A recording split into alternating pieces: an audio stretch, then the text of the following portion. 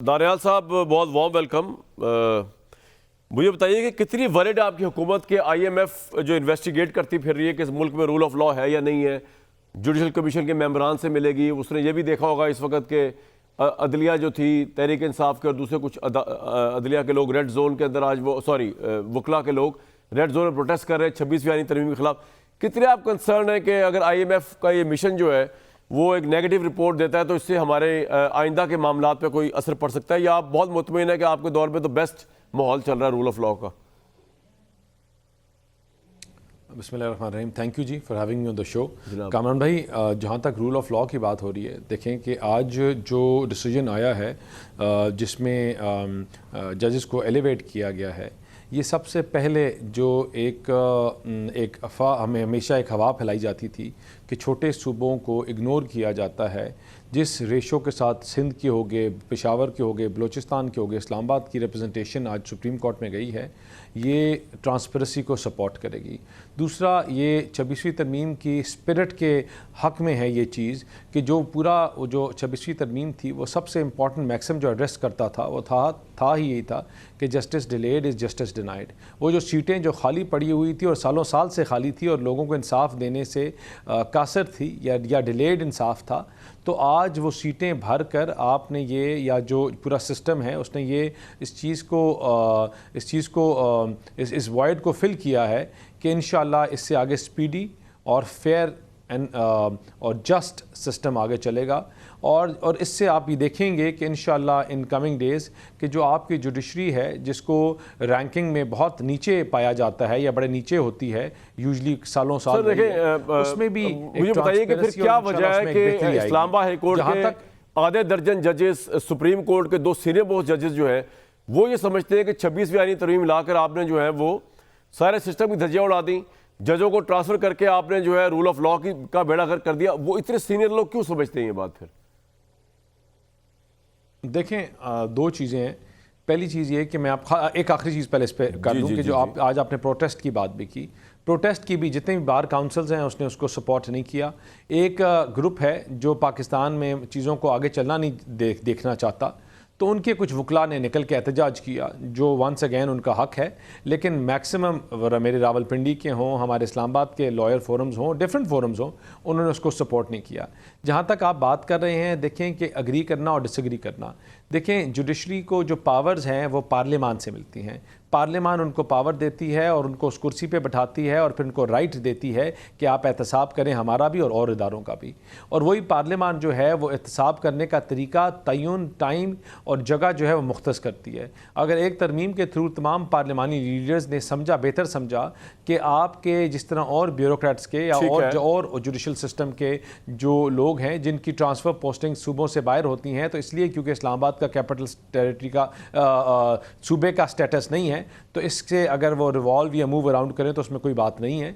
तो अगर ये चीज़ इन्फर हो गई और ये चीज़ पार्लियामान ने, और आपको लगता है आईएमएफ के मिशन को भी आप कन्विंस कर लेंगे, वो कोई नेगेटिव इन्वेस्टिगेशन रिपोर्ट नहीं बनाएंगे हमारे खिलाफ रूल ऑफ लॉ को लेकर? आप बहुत कॉन्फिडेंट हैं आप? देखिए, आईएमएफ का जो मिशन है उसके लिए अटमोस्ट, कामरान साहब, आईएमएफ का मिशन है उसके लिए अटमोस्ट जो इंपॉर्टेंस की है वो है स्टेबिलिटी, कंटिन्यूटी और चीज़ों को ट्रांसपेरेंसी के साथ आगे लेके चलें। पाकिस्तान है आप जब से पाकिस्तान बना है, हम एक वाहिद जमात हैं जो अपनी कारकर्दगी के ऊपर आते हैं, जो डिलीवरेंस के ऊपर। आज अगर मैंडेट, अगर पाकिस्तान में बड़ा मैंडेट या पॉपुलस नारा है तो वो फिर आप अगर गाली देने को नारा लगाएं, आप इदारों के खिलाफ बुरा भला करने को नारा कहें, आप पाकिस्तान को तोड़ने की और सूबों में डिवाइड करने की बात को आप कहें। पॉपुलर मैंडेट तो तहरीक इंसाफ के पास है दानियाल भाई, आपके पास तो नहीं है। आप तो पीपल्स पार्टी की और दूसरे लोगों की मर्जी से बन गए ना प्राइम मिनिस्टर। पॉपुलर मैंडेट तो आपके पास नहीं, आप भी जानते हैं। नहीं, हम किसी की मर्जी से नहीं बने। कामरान साहब, ये मुल्क जो जब हमने हुकूमत ली तो ये कांटों की सेज थी। हमने पहले ऑफर किया कि कोई और जमात अगर बनाना चाहती है, काम करना चाहती है तो बोले। मैं ये कह रहा हूं हम वाहिद जमात थी, हक हुकूमत आपका नहीं था क्योंकि आप जीते भी नहीं थे। मैं अभी धांधले की बात नहीं कर रहा, मैं अभी फॉर्म 47 लाई नहीं रहा बीच में। मैं अगर अददी अक्सरियत देखी जाए तो पीटीआई के इंडिपेंडेंट्स जीते हुए थे। ऑब्वियसली आपके पास तो हक हुकूमत ही नहीं था, मॉरली भी नहीं था, पोलिटिकली भी नहीं था, लेकिन आप चले बन गए। तो अब आप कह रहे हैं कि आप पॉपुलर मैंडेट है आपके पास, आप ये कह रहे हैं, हालांकि पॉपुलर मैंडेट तहरीक इंसाफ के पास है। हम मॉरली भी ठीक बने और नंबर वाइज भी ठीक बने, क्योंकि आज हमारे पास नंबर्स पूरे हैं तो हम बैठे हुए हैं। अगर नंबर्स उनके पास पूरे हैं तो वो नंबर्स बना लें। देखिए आपको जो हमें जो मौका मिला है वो इसलिए मिला है कि पाकिस्तान में डिलीवरेंस की सियासत, ठीक है। हमें ये मुल्क जब भी बहरानों में मिला, हमें जब भी अंधेरों में मिला, जब भी दहशतगर्दी में मिला, तो हमने उसको निकाला और हमने हल किया और पाकिस्तान को ला के अपनी टांगों पे खड़ा किया।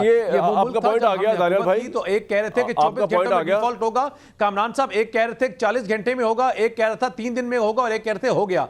हमने जब से ली है तो आज बात ये होती है 1 साल गुजरने के बाद कि आज जो ग्रोथ है वो 4% है या 5%। आपका पॉइंट आ गया। महंगाई की शरह में 20% कमी आई है या 18%। ठीक है, आपका पॉइंट आ गया। हमारी कामयाबी है। लेकिन मैं आपको इतना बता के आगे जाऊं, की वजह से हम चीजों को बेहतर छोड़ के जाएंगे और जो भी आगे आने वाली हुकूमत होगी उसके पास एक बेहतर लैंडस्केप होगा। दो मुख्तलिफ चीजें सर। पाकिस्तान में डेवलपमेंट जो 2 अहद के अंदर हुई है ना, वो थी मुशर्रफ साहब का दौर, और मुझे याद है फॉरेन डायरेक्ट इन्वेस्टमेंट पाकिस्तान की तारीख में सबसे ज्यादा आई थी 70% से ऊपर, और अयूब खान साहब का दौर भी कहते हैं इंडस्ट्री के पॉइंट ऑफ व्यू से। लेकिन इन दोनों का लेजिटिमेट राइट नहीं था हुकूमत करने का। They are 2 different things. आपकी मैनेजमेंट बहुत अच्छी है, आप कहते हैं शहबाज शरीफ साहब बड़े अच्छे हुक्मरान हैं, आप कहते हैं मरीम नवाज साहिबा बुजदार से बहुत अच्छी हुक्मरान है, चले मैं आपकी सारी बातें मान लेता हूँ, ये पॉइंट नहीं हो रहा। पॉइंट होता है मॉरल लेजिटिमेसी का, जो मजहर अब्बास साहब भी कह रहे थे अभी थोड़ी देर पहले।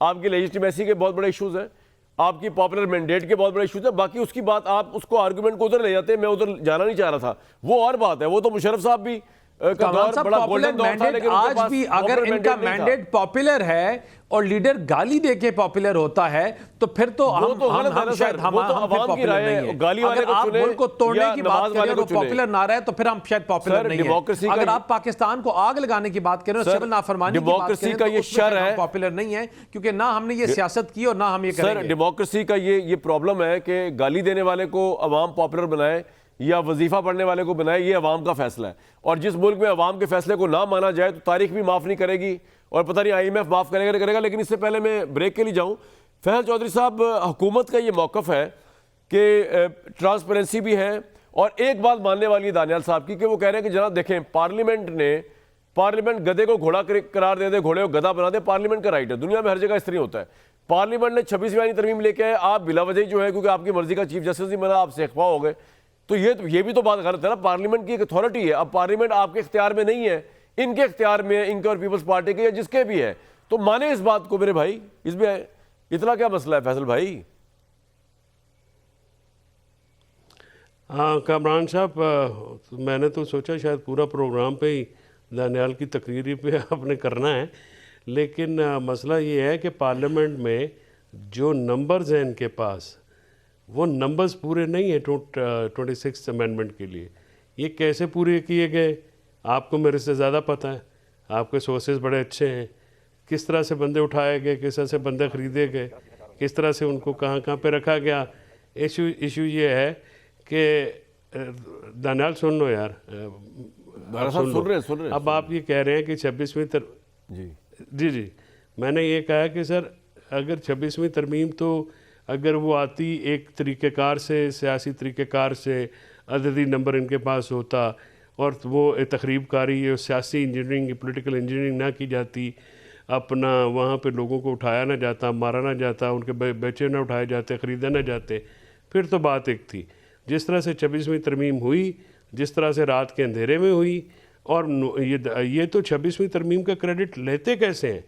ये तो दानियाल साहब की पार्टी तो फेल हो गई थी, ये तो बिलावल भुट्टो ने बाद में आपको 40, लेकिन हो गई ना, बात ये हो रही है कि पार्लियामेंट की स्वाबदीद है ना सर, हो गई, बाहुकर बाय क्रुक हो गई, अब आप मान लें उसको। नहीं, पार्लियामेंट की स्वाबदीद इस तरह से नहीं होती। अच्छा। जहाँ पे रिटन कॉन्स्टिट्यूशन होता है, पार्लियामेंट कॉन्स्टिट्यूशन के ताबे होती है, और ये जुरिस्प्रूडेंस है पाकिस्तान की।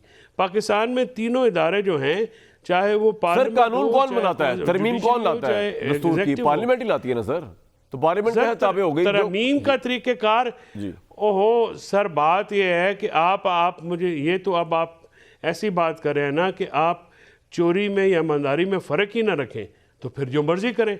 अगर आपने प्रिंसिपल बात नहीं करनी, अगर असूलों को पुश डालना है तो फिर जो मर्जी करें। आप कहें जी जोर ज़बरदस्ती से होती है तो तब भी ठीक है, तो अगर कोई और चीज़ होती है आपका पॉइंट आ गया। मुझे एक ब्रेक के लिए कहा जा रहा है, वो एक ब्रेक के लिए कहा जा रहा है। फैसल भाई आपको एक बात बताओ, आपने बड़ी इंटरेस्टिंग बात की, आपने कहा कि मुझे बड़ा अच्छा पता होगा कि पार्लियामेंट कैसे मैनेज की जाती है, मुझे पता है, लेकिन हमारे हर दिल अजीज लीडर इमरान खान साहब को भी पता है, क्योंकि वो खुद बता चुके हैं कि एजेंसियों के जरिए पार्लियामेंट और वोट ऑफ कॉन्फिडेंस और मनी बिल, वो उस वक्त आप उनके साथ साथ नहीं थे, आप पता नहीं कहां पे थे उस वक्त, आप प्रैक्टिस कर रहे थे only as a lawyer, not as a political lawyer, तो वो बता चुके हैं। तो हमारे तमाम जमानों के अंदर कभी शहबाज शरीफ साहब, कभी नवाज शरीफ साहब, कभी जरदारी साहब, कभी इमरान खान साहब, ये मैनेज करते रहते हैं सर, ये कोई नई बात नहीं है पार्लियामेंट को मैनेज करना, और एजेंसियों के जरिए एस्टैब्लिशमेंट के जरिए कराते रहते हैं।